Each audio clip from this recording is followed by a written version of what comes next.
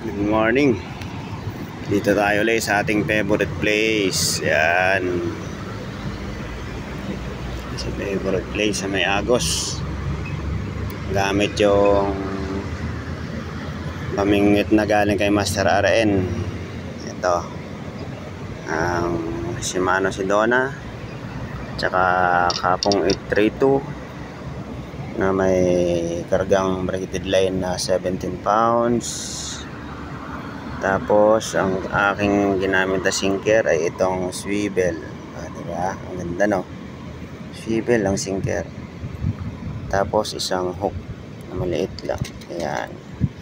Ito yung ating huli. Ayan. Ayun ko anong tawag yan. Kung pakuko pa rin ba yan.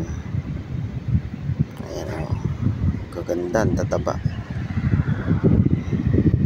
Sarap pang prito o pampaksiw. Ayan, o. Good size. Oh. Ganda.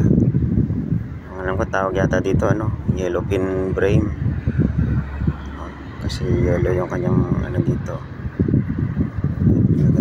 Dito lang yan, sa gilid lang. Sa gilid lang, hindi mo kailangan ibato ng malayo. Kaya ang sinker ko ito lang. Yan. Ayos. Maraming salamat ulit, Master. Nagamit na. Nakapag-harvest na. Yan. Marami-rami rin yan. Nasa 2 kilo din yan. Okay.